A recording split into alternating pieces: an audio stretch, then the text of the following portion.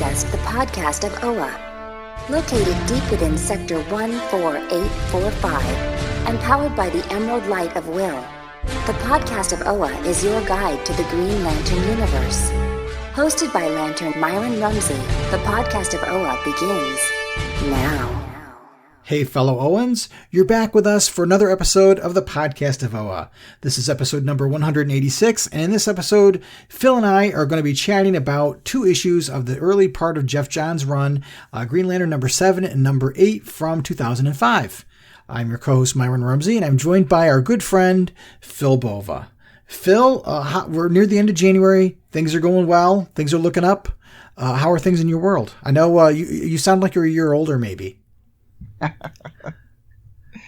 Yeah, a year older. 21st was my birthday. Just turned 47. Doing good. Clark just turned 1. He turned on the 24th, a couple days after mine. So it's been a pretty busy week. He had a great birthday party and had some family over, and it was nice. He got a lot of cool presents. You know, it was we made it a camping theme birthday party, so we got him a little tent, a little fire, fake fire and stuff, and it's adorable, man. It's fun. That's great. Yeah. So otherwise, everything's going good. I saw the picture you posted of you and Clark and the little Green Lantern. Yeah. Yeah, it's this goofy little Fisher-Price thing, and I guess you push the top of it down and it changes colors, and green was one of them. I was like, this is cool. It's like, how perfect, right? Yeah.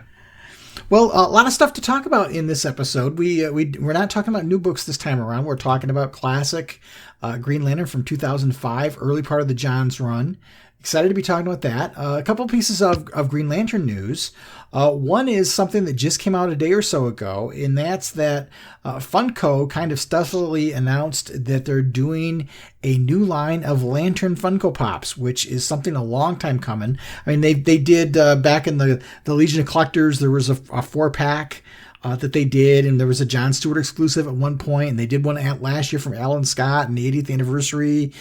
San Diego Comic-Con a couple of years ago did Kyle Rayner White Lantern one. They did Batman the Dawnbreaker, of course. But other than that, and there was a Black Lantern Flash. I forgot about that.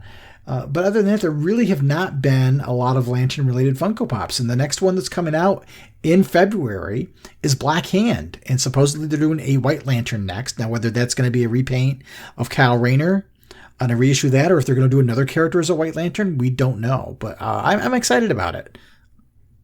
That's my guy. That's my man. Black Hand's awesome. I'll definitely be buying this when it comes out. Yeah, I'm looking forward to it. It's gonna, like I said, it's gonna be a Hot Topic exclusive. So I'm assuming at some point we'll be able to pre-order them versus taking our chances of finding it in a store. But that'll be interesting. And then the other thing was, Todd McFarlane is doing these DC Multiverse figures, and they announced a wave that was coming up, and they mentioned that John Stewart was going to be part of it. Not the animated version that came out a little while ago, but this is a new comic-based version of John Stewart. And Todd McFarlane went on Facebook Live and did a little video showing off the actual finished products, because all there was before was like an image of the prototypes. So this is the final product, in the package and whatnot. And the version of John looks really kind of cool. He did something unique with the costume. There's some texturing in the black areas instead of it being smooth, which looks kind of cool. And they gave John a Gatling gun versus a sniper rifle, but the Gatling gun looks really cool. It reminds me of the Gatling gun that you saw Hal have in the movie, in the 2011 film. But it's a big Gatling gun, and then he's got a backpack. I think the only thing I would have added to that is I would have maybe had some bullets, a ribbon of bullets coming out of the backpack and into the Gatling gun. That would have been kind of cool. But other than that, the figure looks great. I got a side note question about John Stewart. Sure. Had they ever done a story arc with that character and placed him during the Civil War and him being a black soldier? No, I think that would be kind of interesting, though. Yeah, that's it. It just came to mind. You were talking about the Gatling gun and what kind of gun he was holding. Man, I was like, man, that'd be really interesting, a Civil War era John Stewart story arc. I'd read that. That'd be cool. Yeah, it'd be interesting if they did. Elseworlds is kind of dead, so to speak, but it'd be interesting if they did. Now that we have the Omniverse, you can essentially do the same thing as an Elseworlds. That would be kind of cool. I'd read that. That'd be interesting. That'd be really cool. Anyway, go ahead. But anyway, yeah, so that figure's coming out. I'm not sure of the release date. I didn't catch a date on that. He didn't mention it in the video. And the rumor is that in one of the upcoming waves, they're going to do a Green Lantern the Animated Series Hal Jordan figure, which is really cool because the only thing, the only thing that really got made for that show were some maquettes and some McDonald's Happy Meal toys. Now, I have prototypes of the Hal and Atrocitus and Kilowog figures that they were going to make, but they were those really small, like the 3.5-inch figures. This apparently is going to be the same scale as what we're seeing with the regular figures. But the hope is that maybe if they do this and there's a good reaction, maybe we'll get some more figures from the animated series. I mean, I would love to have a Razor and Aya figure set. That would be awesome to me. Yeah, an Aya one would be cool. Kilowog would be really, really neat. Yeah. I'd like pretty much anything from that show. To me, that show is still, at least in my opinion, the best representation of Green Lantern outside the printed page. Right, Clark and I were watching that today. Oh, yeah? Yeah, we're on episode 4. Oh, wow. Cool. And the last piece of information is, you and I have had some interactions with the family of Martin Nodell, the late Martin Nodell, who, as everyone should know, was the creator of Green Lantern. And we've been kind of talking quietly behind the scenes with the family. And they have a website up, which I have linked to off of the blog of Voa, and I'll put it in the show notes. They have a website up that they're starting in honor of Martin Nodell. And so they're starting to put some resources up there. And one of the things they just put up this week, and again, like I said, I'll link to this in the show notes. They have a very rare audio interview with Marty Nodell from 1994. He was on, I believe it was a radio show. I haven't had a chance to listen to all of it yet. Now, the word of caution, it has all the commercials and stuff in it. It's raw. It is an edited video, so it's just as if it had been on the radio back then. But it's pretty interesting because there's not a lot of, there's no audio of like John Broome out there that I know of, or any of these creators. So to have something from Marty Nodell out there that, this is probably one of the closest ways we can get to witnessing his presence is in this audio. So I'm excited by it. I was 20 years old when that came out. So, I'll put a link to that in the show notes, but it's really kind of cool. But yeah, the Martin Nodell family, they have a website out there, and it's on Google Sites right now. They're in the process of getting their, they bought a URL and they're in the process of linking that up. But I'm excited about the audio. It's neat stuff. I'm waiting to see what else they're going to put out there, because I think Marty does not get a lot of credit because, Alan Scott's publication history was rather short, and because of the Seduction of the Innocent and everything that came on, the character kind of disappeared. And when the Silver Age version came out, it was such a gonzo popular thing that in some ways Alan Scott has taken a back seat to the legacy that he's responsible for creating. Yeah. So go ahead. Yeah, I agree. I mean, but this is a creator world, and I think a lot of focus is on creators. And I'll give you an example: Zack Snyder. It's all about your vision, right? And I think that's really been focused on with a lot of these writers lately, and creators for that matter. And it's no different when it comes to people like Scott Snyder or Jim Lee. Or Stan Lee, for that matter. Mm-hmm. Marty Nodell. He rates in the category as all those individuals. Sure, and there's a lot of misinformation out there. One of the things that I was very grateful for is I asked someone in the family to read over a mini biography I did of Marty and some Green Lantern history that I wrote. I did a series of articles about 5 years ago when Green Lantern hit its 75th anniversary mark, and I did like an article on the Golden Age origins, that I did a thing on the Silver Age, and I kind of did something that encapsulated each era of the history of the franchise. And then I did subsequent articles that for the Golden Age I had the creators that shaped the Golden Age for Green Lantern, and then the creators who shaped the Silver Age for Green Lantern. And of course, you can't do that without talking about Marty Nodell. So I asked the family to look over what I had written, because all I have is the resources I can find, and a lot of them are wrong. What happens is something gets misquoted or misprinted, and then it gets repeated because people use that for a source, and then eventually that wrong story, that wrong version of history, becomes the only version of history. So I asked the family if they would take some time and look at what I had written to make sure I was being respectful to Marty's memory and his creation and what he did. And there were a few things that I had wrong because, again, my sources were wrong. And they pointed out for me, and I corrected it right away. And I was very, very thankful and honored that they would take the time to read it. But, like I said, I really wanted to make sure that it was historically accurate. And you can't get any more accurate than talking to the family. No, I think wasn't it Bill Finger gets a lot of credit for it and not Martin Nodell? Well, yeah, because DC basically wanted Marty to concentrate on the visuals. Right. So they brought in Bill Finger to write things with Marty, but unlike how Bill Finger did so much of the creativity part in Batman, this was really Marty's baby, and Bill kind of just wrote the scripts. Right, exactly. So there wasn't, because Bill Finger, like when you talk about Batman, Bill Finger changed the way Batman looks. Mm-hmm. The way the Bob Kane came up with him is nothing like he came out with. And if you get a chance to watch the documentary Batman and Bill, what a great documentary! It's about Bill Finger. And I've heard that was a really good documentary. I haven't watched that one yet. It's really good. It talks about how Bill Finger is one of these characters and one of these creators who really faded into obscurity. And the poor guy never even had a color TV set. So when he finally got credit for something he wrote Batman related, that was the Batman 60s TV show. He wrote an episode and he finally got to see something in color because he got invited to somebody else's house. But the guy died alone. And it follows a gentleman by the name of Mark Nobleman. And Mark Nobleman, he and I have interacted in the past because he has a blog and he follows a lot of obscurity from comic books and stuff. And he was writing an article about the challenge of the superheroes from the 1970s. And he was trying to find the actors. He likes to interview the actors and stuff. And he was trying to find the person that did Green Lantern back then. And I was trying to find the guy too. So the two of us kind of collaborated a little bit. And it turns out he ended up finding the guy and getting a chance to talk to him before he passed away, which was really cool. But this is about his efforts to champion getting Bill Finger credit for Batman. And it ends with him be sitting in the theater as Bill Finger gets the credits for Batman versus Superman, finally. Yeah, I remember that I remember when that credit came up. Yeah.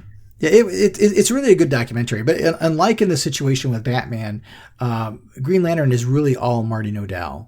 And Bill, like I said, wrote the scripts in a lot of cases, but it isn't like he had a lot of creative input. Marty came with that vision completely fleshed out. And that was one of the pieces of information I didn't have, because it talked about how they brought Marty, obviously they brought the concept of Green Lantern. They brought Bill Finger in to write things, but they didn't really go into the creativity pieces. And it implies that a lot of the stuff that was done, like the Oath and all those kind of things, that those were creations of Bill Finger's, and they weren't. So the family set it right for me so that I could make sure it was right. Not that I'm going to change the world with what little article I wrote, but at least my version is historically accurate. Right. Exactly. Yeah, they're good. They're good people, and it's great that they're taking the time to pay respects to the man by building a site in his honor. Yeah, I was very humbled and honored that they took the time out to read it, and so anyway, I don't want to belabor the point, but I'm very thankful that they gave us some other time to do that. But anyway, that's the kind of the Green Lantern news that's been going on since we recorded last. So we've got a little bit of time to talk about some Green Lantern books, and you've got a Know Your Course segment. Exactly. So let's pause, and I'll let you do your thing, and then we'll talk some comics.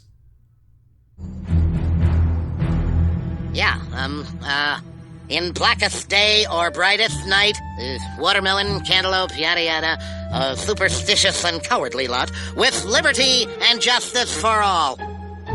Then again, maybe I should lead us. In brightest day, in blackest night, no evil shall escape my sight. Let those who worship evil's might beware our power, Green Lantern's light. Yay, team!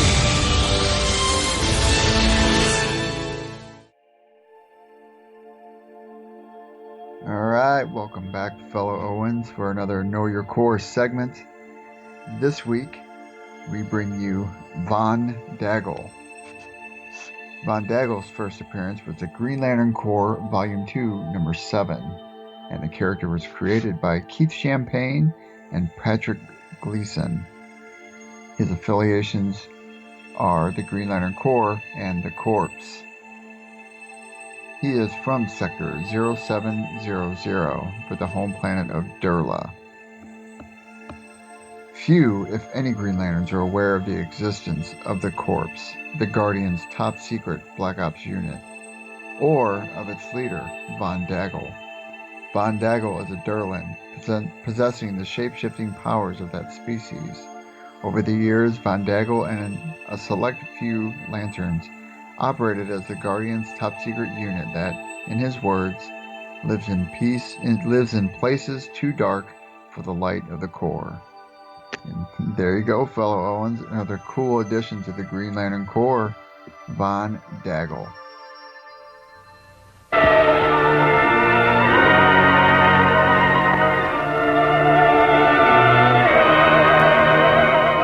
Prepare for a spine-tingling, nerve-shattering podcast featuring all your favorite monsters. You won't believe your ears when you listen to Monster Kid Radio. Here are your hosts, Derek M. Cook, and his ever-rotating stable of guests discuss your favorite classic and sometimes not-so-classic monster movies.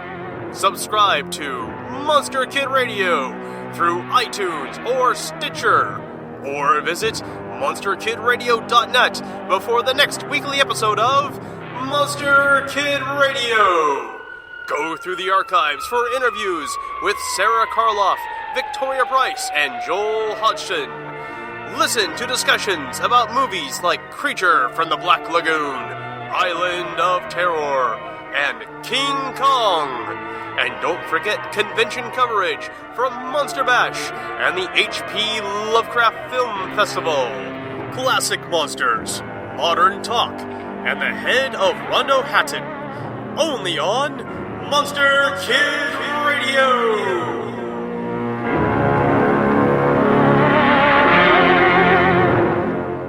Von Daggle, what an awesome character. Little known information about Von Daggle and the Green Lantern Corps.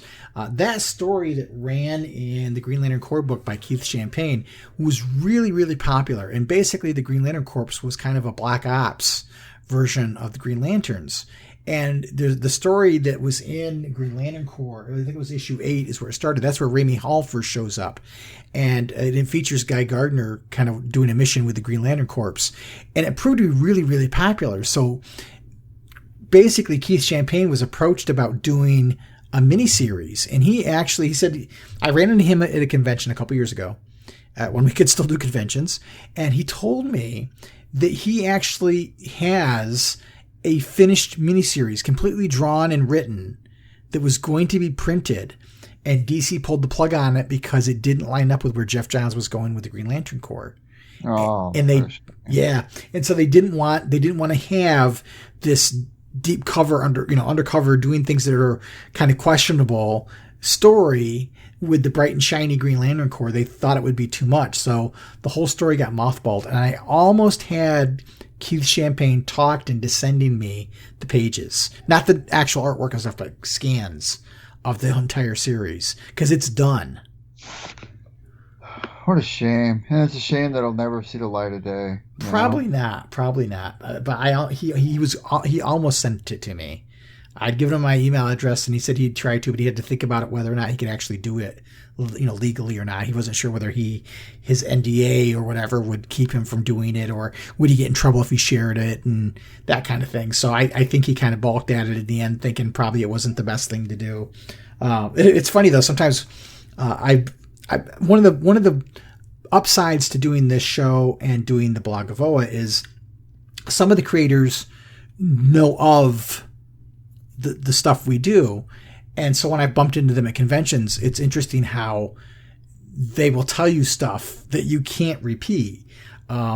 Case in point, I knew about Grant Morrison before it was announced by quite a while, because I was at a show, and somebody associated with the Green Lantern books who knew about Grant told me about it. And I was like, oh, this is great. He goes, but remember, you can't tell anybody. The same thing happened when the Green Lantern Rebirth was coming up. Someone sent me the cover to one of the books. So I knew what one of the titles was going to be, and I knew who was going to be on it, but I couldn't say anything. It's kind of a double-edged sword. But at any rate, Keith Champagne actually has a completed story. So if we ever get to the point where we have conventions again, if you see Keith Champagne at a convention, tell him he's got to send me those pages. I'm dying to read it because I love that story. I thought it was really cool. Man, what a shame. That would be really, really cool. It's so sad that stuff just disappointing, man. There are projects like that never get made, and then there were things that happen that we never, as readers, we don't know why it happens. But sometimes it's an editorial thing, and talking with when we've had Robert Venditti on before, and he, after we're done talking and the mic is off, he'll tell you other things. And there's things that happen with his run that were of no decision making of his own, and it just you kind of have to, as a creator, you have to roll with it. But a plan he had got put to the wayside, and it happens. It's part of the creative process. But at any rate, we've got a couple issues to talk about, and we're revisiting the beginning of the Geoff Johns run. And we finished last time. We finished up the arc with Hector Hammond and the Krolatoans and the Shark. And the next two issues are basically a self-contained 2-issue arc. So I thought it'd be great to talk about both of them as one thing because, again, it's rather short. And these next two issues was a team up with Hal and Ollie. So Phil, I got to ask you: are you Team Barry or Team Ollie when it comes to Hal's best friend? Oh, I like Barry.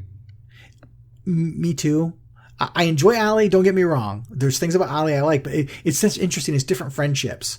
But I love, there's something about seeing Hal and Barry together that to me is just magical. But I enjoy the Ollie relationship too. Truth be told, I mean, I'm not really a Green Arrow fan. I mean, I've kind of dabbled here and there over the course of my comic book reading, but I never really got into them I don't know. There's just some characters out there that you just grow an attachment to, and there's just others that you just don't, and he's always been one of them. He doesn't rank up there on my most disliked characters, though. Not like Batman and them, but I just never really could get to him. But the Flash I've always gotten into, so. So you're going to tell me that you're basically telling me that Green Arrow doesn't make you quiver with excitement? He definitely does. Quiver with excitement. Definitely not, but it is cool seeing him and Hal together sometime. I think there was a trade that came out. Oh gosh, it was called Justice something. But I remember an interaction between Ollie and Hal, and it was when Hal had it, and he was done, and he was taking matters into his own hands.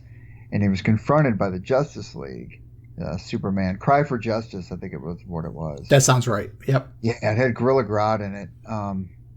Anyway, and he had it, and he'd had enough, and he was really fed up. And there was a couple pages where he had an interaction with Ollie, and he told Ollie, he goes, "You can't stop me, and you will never will." And it was a really, really interesting interaction because I was like, man. And it was one of my favorite trades because I remember thinking Hal was a different character in there. He just seemed like he was just done with everything, and he was taking matters into his own hands, and he didn't care who was in his way. And it was raw. It felt raw. But yeah, I do remember that interaction. I do remember Ollie from that, but other than that, no, never really cared for him. Well, these two issues, this is obviously Geoff Johns doing the writing and Carlos Pacheco on pencils. This basically is Hal and Ollie teaming up against Mongol. And it's not the Mongol that destroyed Coast City. It's the son of Mongol, because that Mongol was killed. And so it's this version. It's the newer version of Mongol. He's come to Earth because his father died on Earth.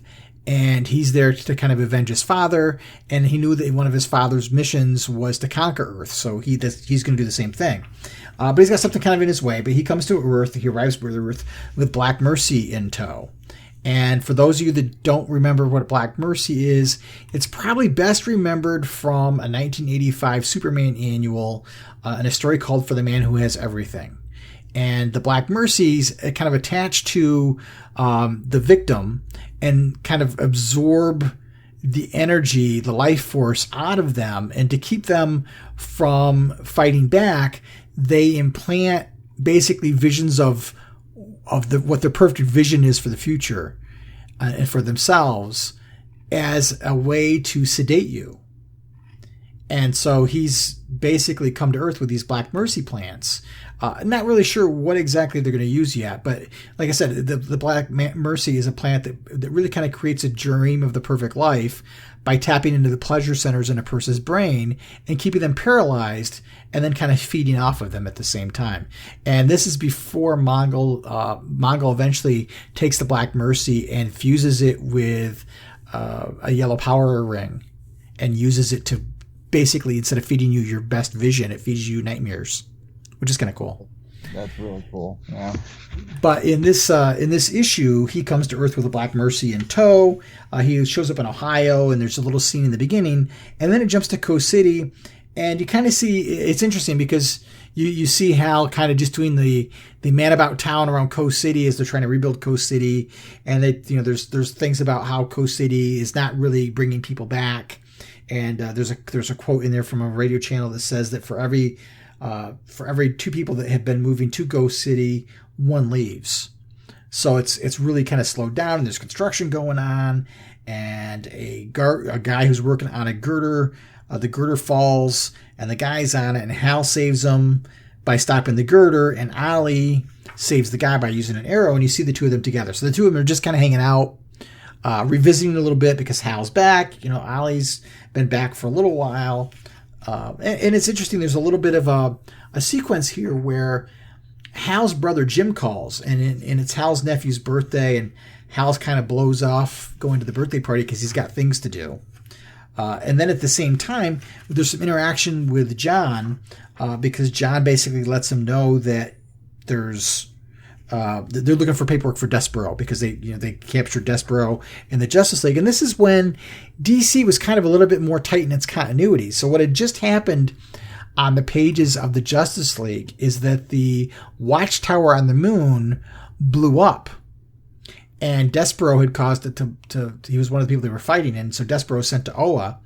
And John Stewart's there, who's Hal's partner. And he's contacting Hal about the paperwork, and we find out about how the power ring is actually recording.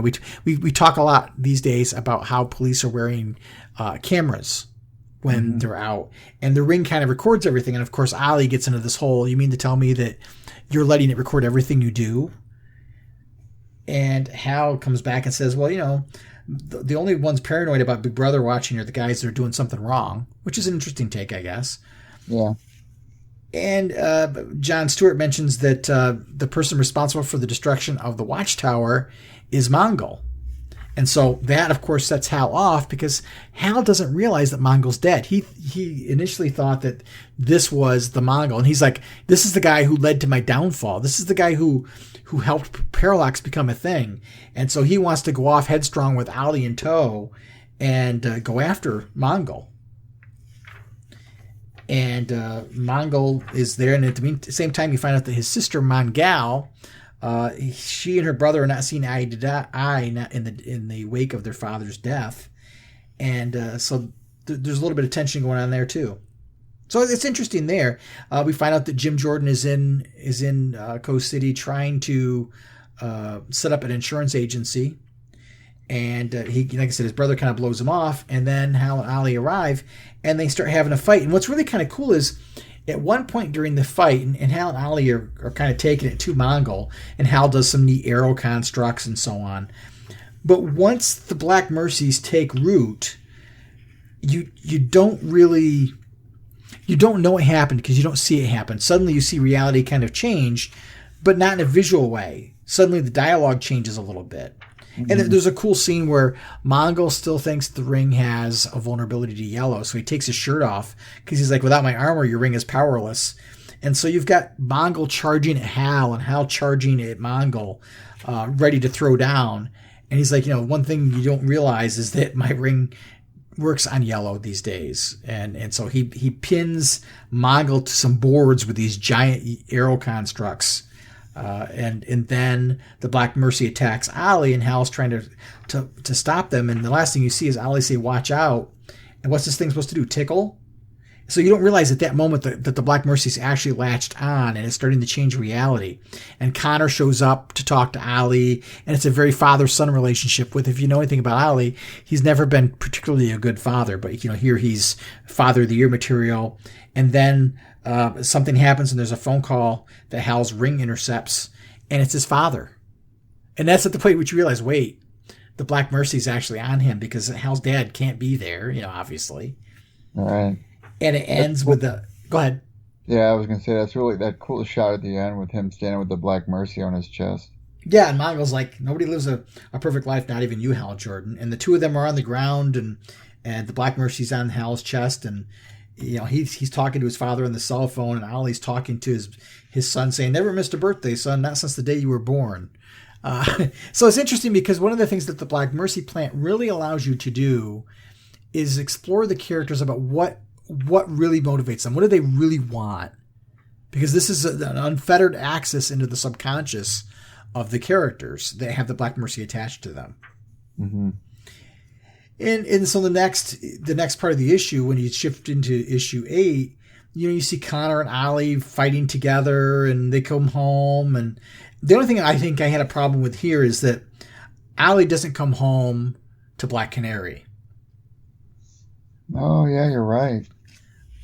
And I am not 100% sure who the mother is. I don't recognize the character because, like you, I haven't really been following Green Arrow a whole lot. And at that time particularly, I wasn't reading it at all. So I'm not sure who she is. But you've got basically Ollie having this little perfect life. And then at the same time, you have Hal off in space fighting Parallax of all things. But it's not him. It's interesting. It looks just like Hal, but there's no reference to it being Hal. It's just Parallax. And Sinestro has a green power ring. He's a Green Lantern again. Because, to me, this underscores Geoff Johns really kind of building the relationship up, the backstory between Hal and Sinestro as to why the relationship between the two of them is kind of a tragic one. Because they were friends that did look up to each other. And it just went away.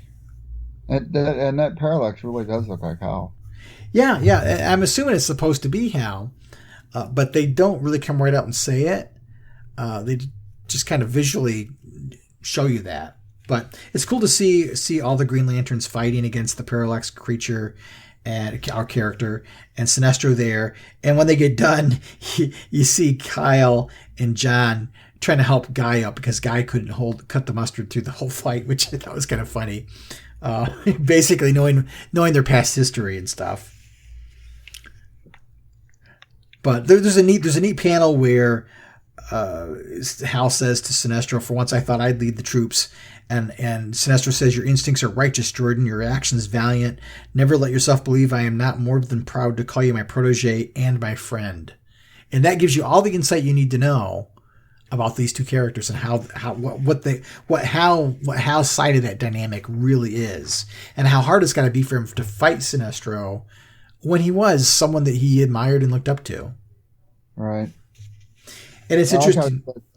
I like how he said that, my friend. Yeah, exactly. Because you later on you get in Green Lantern 20 at the end of the Johns run, you get the point where Sinestro says to Hal, we were always friends, kind of thing. That was great. That was a great moment. Yep. But you see a hustle and bustle in Coast City. You see Hal there with his entire family. All of his brothers are alive. His mom's alive. His dad's alive. He and his dad go out for a flight, which I thought was such a neat way for us to, again, see the relationship that Hal would like to have had with his family despite everything that happened. We found out in the previous issues that after Hal's father died, his mother really kind of becomes this.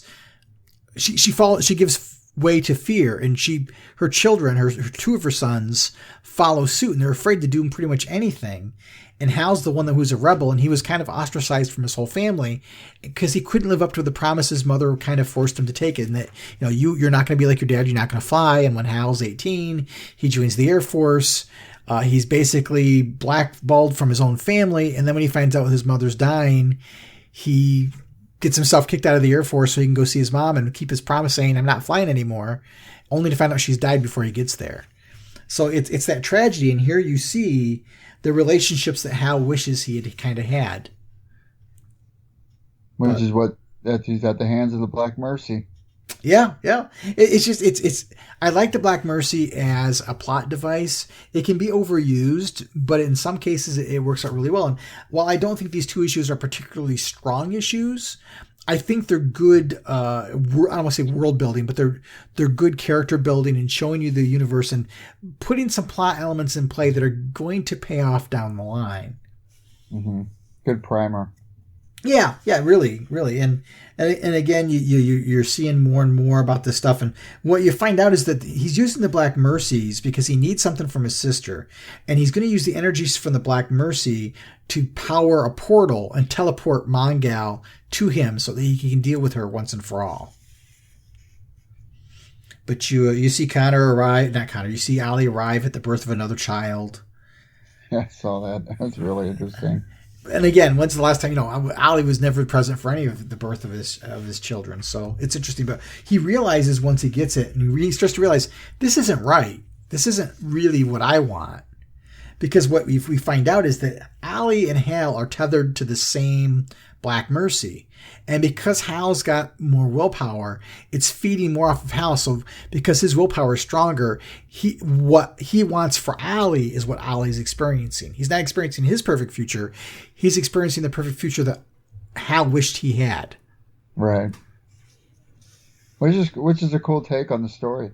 Yeah, I don't think they've ever done it that way before. I thought it was kind of cool to see them use the Black Mercy and two people at one time, and how that would cause an issue. And Hal starts to wake up too, because he starts to hear Ollie calling out to him, and then suddenly you see the reality of Hal's father and his father getting into the accident, and Hal reliving that moment as a child again. And when the plane blows up, Hal kind of comes out of the Matrix, so to speak. Please not again. Yeah. And it helps underscore that moment, because, again, those people that, like myself, who have been reading Hal Jordan since the Silver Age, the death of his father was never really part of the makeup until you got to Emerald Dawn. That's a good point. You're right. So Johns is trying to kind of reutilize that Emerald Dawn retake of Hal's origin and use it in a different way, so that it's much more motivational versus... I think in Emerald Dawn, Hal kind of didn't respond in the same way. I think this is much more truer to the character. But you see when the two of them come out of it, that Mongal has arrived, and the two of them are going to get in a fight. So now it becomes a 2v2 tag team match with Hal and Ollie versus Mongol and Mongal. Mongal, yeah. And it's kind of a neat fight. At one point, Ollie runs out of arrows. Which is always, that's always the thing with Green Arrow or a Hawkeye character. What happens when they run out of arrows? I know. So at least Johns kind of plays off of that, and he has Hal create arrows in the quiver for Ollie, which I thought was cool. Boy, Mongal is a really large woman. Yeah. Yeah. She ain't dainty. No, definitely not. But what ends up happening, they end up using the contraption that teleported Mongal to Earth and teleport them both away. And that's how they deal with it. And wherever it was, they went together, and he ends up with he basically kills his sister. And he does. He totally punches her head off. I mean, that's kind of pretty brutal. It is. And, they were in Ohio, so he's kind of helping. Hal creates a giant tractor to help deal with the fields and that stuff. And the two of them are talking, and it goes back to... Ollie uses this to underscore to Hal that, we may not have the families we wished we had, but we still have family. Yeah. I like what he said. You blew them off yesterday because you were determined to crack open Mogul's skull. Yeah. I think this is what I think is interesting about their relationship, is that Ollie's willing to call Hal out on his crap. Whereas Barry never really does that. No, Barry's more the guy who you'd sit around with a beer and you would share information. But Ollie has the courage and the strength of friendship to be the guy that will take the snot out of you for your own good. Yeah. And that's what I like about their dynamic, because they both will call each other on the carpet, which I think is neat. Yeah. I think Barry and Ollie's relationship is a little different in that I think Hal envies what Barry has, and Barry kind of envies what Hal has to some extent. Yeah. And this isn't like that. No, because, neither of them envy each other. I mean, Ollie never wanted to be anything like Hal Jordan. No, these are two guys who are more alike than they are different. But I think Barry and Hal are more like opposites attract, friends, versus Ollie and Hal are two people that are just like each other, and they call each other out on their faults. It's funny. We sit here and we talk about these people like they're real people, and you know what? The funny thing is, they feel like real people because you get to know them over the course of time. So you just get to know them personally. Wait, they're not real? But this whole end sequence, Ollie's kind of taking Hal to task, and he says, "I hate to say that Mongol said anything of value, but life is for the living. And maybe you should stop focusing on the family you can't have and start focusing on the one you can." Which is words of wisdom that we can all use. Yeah, that's true. So the issue ends with Hal going to Howard's birthday party, and this is 6 years before the Green Lantern movie, but here you have him giving his nephew a package wrapped in Scotch tape and not even wrapping paper, much like Ryan Reynolds' Hal Jordan gives his nephew that spaceship, the airplane, crystal airplane, for his birthday. Yeah, you're right. He did the same thing. Yeah. So that was kind of funny. But he gives his nephew a football, and of course his brother's like, footballs are dangerous. I told him he couldn't have one of those. And Hal's like, what? That's all you injected every day after school. You used to have a pretty good arm, if I remember. And then the son's like, you played football? I mean, there's no way. And so Hal's basically trying to break his brother out of his shell a little bit. And the scene ends with a really neat sequence where Hal and his brother and his nephew are playing football together. And then Ollie is reaching out to Connor and trying to do the same thing. He's trying to follow his own advice. But the biggest moment is next, Batman.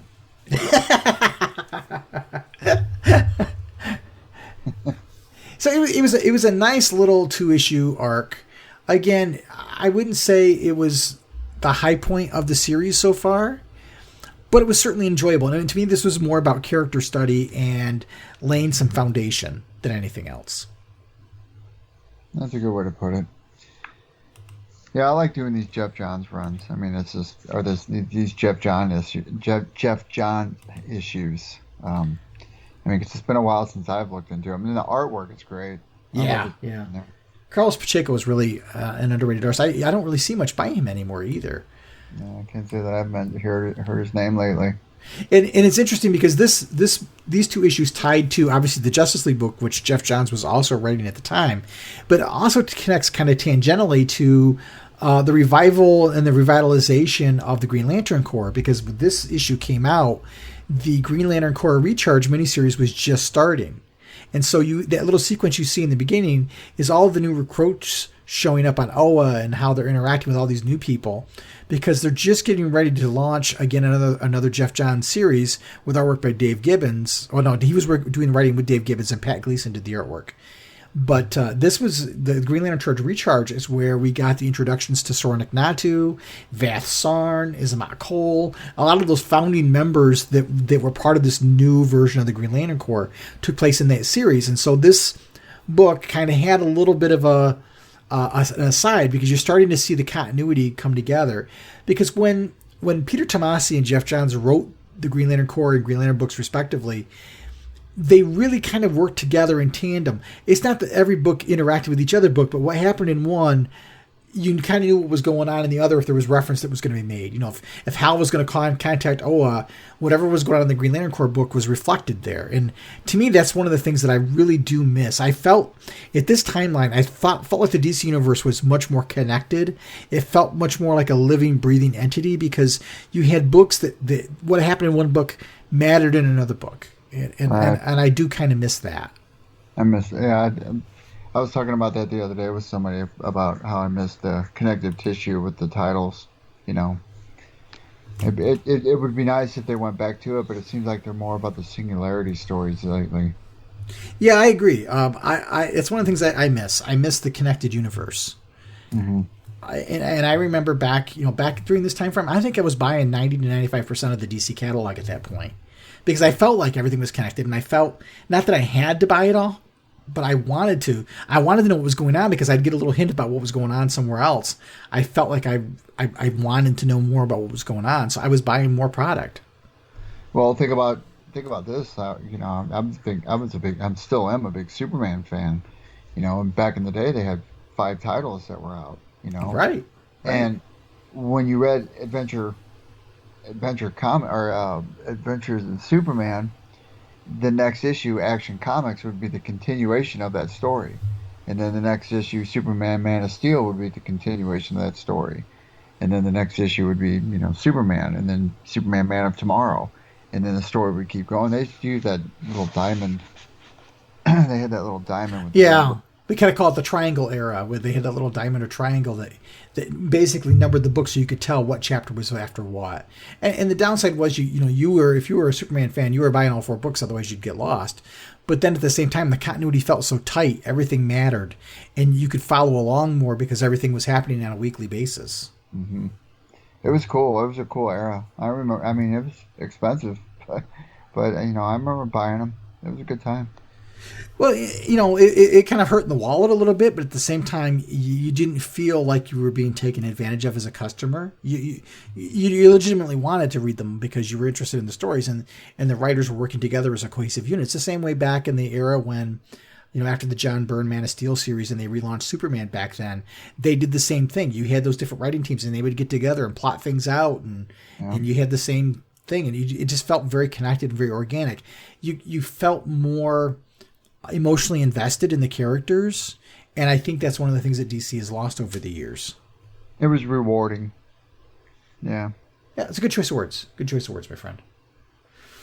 All right, well, we are going to take a quick break and come back and wrap up the show.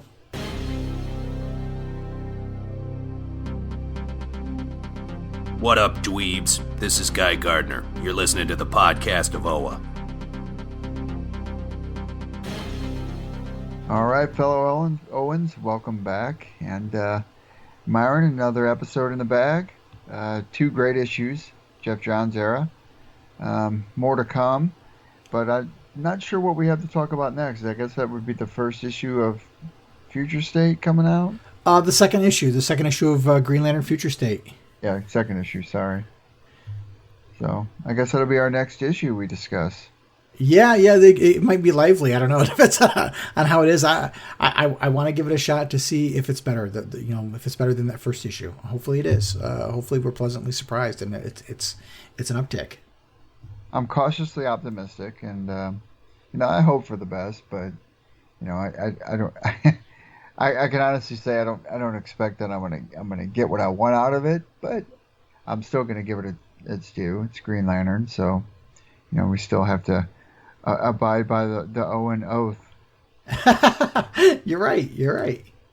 So we'll be back in a couple weeks to talk about the next issue of the whole after Future State stuff and see where we go there, and then we'll talk about another. Is the main Green Lantern series back next month? No, I think next month we get the next issue of the Morrison's run too, so we'll have 2 new books to talk about next month. Yeah, he was posting some stuff about it. Liam Sharp was posting some stuff about it. I think he's finished up with his stuff. Yeah, he posted on social media that he had finished his run. But on the February 9th, both the 11th issue of the series and Future State number 2 come out. So we'll have 2 books to talk about in the same time. So that'll be interesting. That'll be fun. Be fun. Yeah. Comparatively speaking, they're going to be 2 on 2 different ends of the spectrum, I think. We'll see. Hopefully we're both surprised. Yeah. But until next time, everybody take care of yourselves, keep that power ring charged, and make every day your brightest day. The Podcast of OA is the official podcast of the blog of OA and a proud member of the Comics Podcast Network. Share your comments and questions by calling the show's voicemail line at 406-POD-OA. That's 406-763-6362. You can send your emails to podcast@blogofOA.com. You can also find the Blog of OA and the Podcast of OA on Twitter and Facebook. Green Lantern and other related characters are the copyrighted property of DC Comics Incorporated and are used without permission. The Blog of OA and the Podcast of OA are fan productions and do not claim any ownership over the Green Lantern or any other copyrighted properties.